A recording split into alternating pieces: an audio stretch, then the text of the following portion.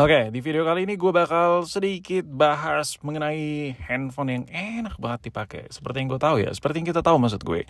Kalian itu kalau di luaran sana udah sering banget dengar bacotan-bacotan orang, termasuk gue, including me. Kalau layar enak tuh, lu pilih layar AMOLED, dan layar AMOLED Samsung tuh fix no debat udah enak parah.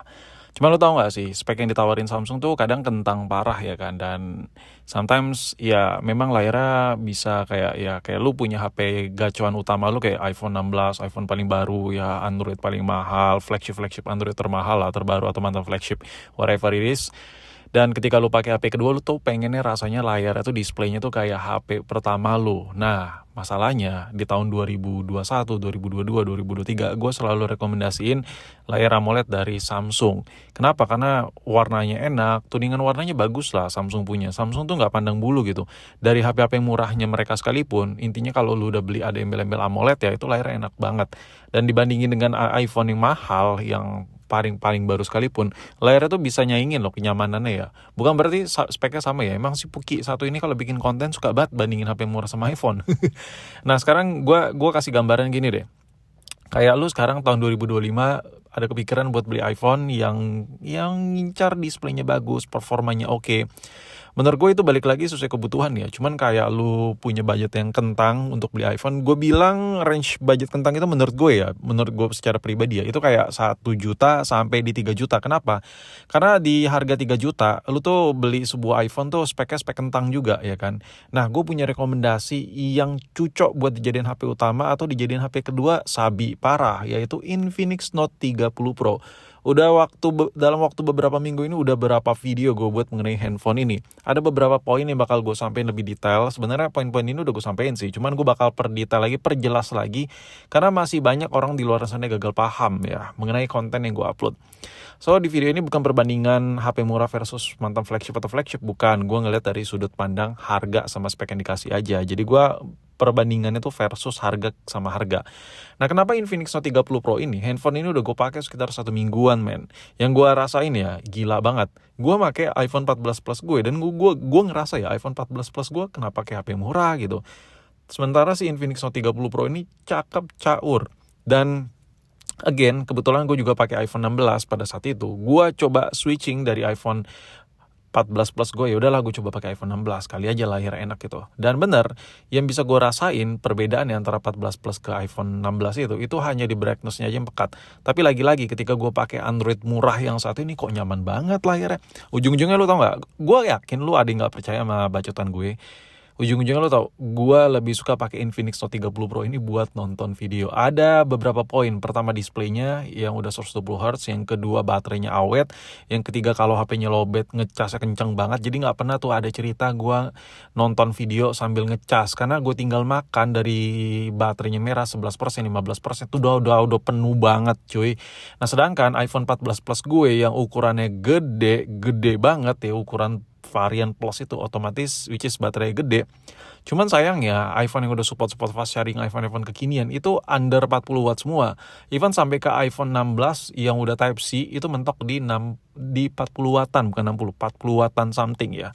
Klimaksnya di bawah 45 watt. Jadi menurut gue masih too slow lah untuk ngecas sebuah baterai yang lumayan bagong ya, karena varian Plus.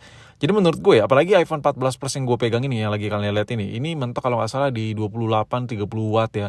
Gue pakai casan 30 watt aja dia nggak pernah nyentuh di 30 watt. Dia di 27 ya kan, segitu-segitulah. Nah, sedangkan si Infinix ini dia support 68 watt men. Yang dimana ada beberapa perbedaan yang lumayan signifikan. Baterainya lebih gede dan ngecasnya kenceng banget anjir. Kayak ya udah gitu, buat multimedia ringan ini emang the real HP kedua gue gitu. Bener-bener bisa banget. Oh ya, mungkin lu penasaran ya seberapa beda sih perbedaan antara HP-nya si iPhone versi mahal dengan Infinix ketika dipakai daily. Gue coba tulis lagi deh, gue per detail. Lu cek deskripsi, di situ gue tulis bacotan-bacotan gue yang gue ngerasa kekurangan-kekurangan iPhone yang gue alamin dibandingkan Infinix ya. Intinya kelebihan-kelebihan Infinix atau kekurangan-kekurangan iPhone gue taruh deh detail di deskripsi, karena kalau gue bacotin di video ini terlalu panjang. Dan sekarang gue pengen kasih contoh ke kalian ya. Ini gue bakal kasih lihat layar 120 Hz itu seperti apa bedanya. Ini lo bisa lihat ya, ini gua coba goyang-goyangin, sedangkan si iPhone juga gue goyang-goyangin. Nah, si iPhone ini, itu lo bisa lihat ya, tulisan-tulisan di ikonnya PUBG Mobile, ya tulisan kamera, ya terus logo Apple TV, tulisan icon di Apple TV, ya kan.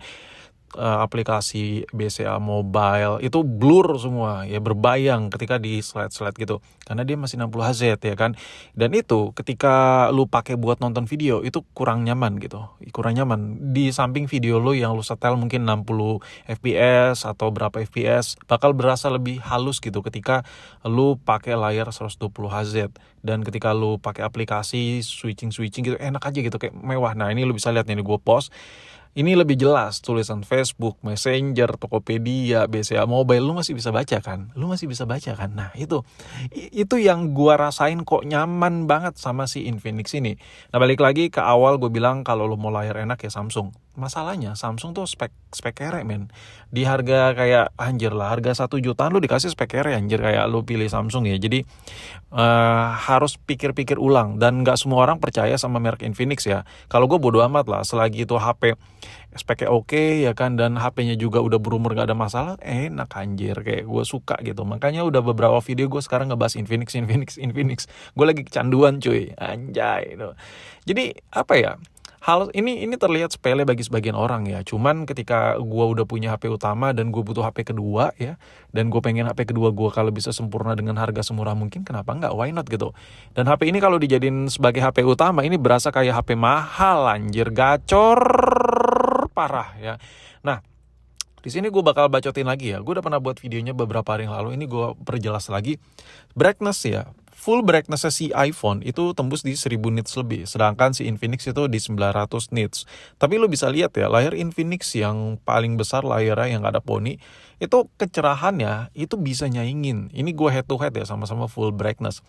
Jadi menurut gue ini layar kayak udah nggak ada bedanya. Jadi gue lagi pakai iPhone misalnya, lagi ada di luar ruangan, lagi di mana gitu, lagi di mall misalnya yang terang, terus gue pakai HP yang kedua, misalnya HP kedua gue kalau murah terus layarnya jelek bakal butak gitu, nggak kelihatan, gelap gitu. Nih lu bisa lihat Infinix nih, gue taruh di outdoor ya, sore-sore itu layarnya masih terang banget kan, pekat banget kan. Nah ini yang jarang terjadi sama Android murah. Contohnya kayak Samsung memang dia ngasih layar AMOLED, tapi apakah nitsnya tinggi? Belum tentu ya. Apakah dia udah 120 Hz? Belum tentu juga ya kan. Nah itu dia, makanya ini adalah salah satu HP paling gacor. Harganya itu kalau dibikin ke iPhone ya, harga Infinix itu setara dengan iPhone 7 Plus yang resmi Indonesia. Rata-rata segitulah. Jadi kalau lu orang di luaran sana mampu beli iPhone 7 Plus resmi Indonesia, lu mampu beli Infinix. Nah, gue berani bilang bahwa iPhone yang bakal lu pinang itu, bakal lu beli itu kalah worth it-nya anjir. Kayak there's nothing head to head lah buat disatuin. Yang satu mantan flagship tapi ya speknya udah uzur parah ya kan. Yang satu lagi ya begitu. Kita lihat aja deh dari spek layarnya aja deh, biar spek berbicara ya, biar nggak bacotan gue mulu yang ngoceh. Di sini iPhone 7 Plus lu bisa lihat ya, ukurannya tuh 5,5 inci, sedangkan Note 30 Pro itu ukurannya 6,6 inci. Poin pertama, lebih besar layarnya. Poin kedua, nitsnya. iPhone 7 Plus kecerahan layarnya di 625, sedangkan Infinix Note 30 Pro di 900 nits.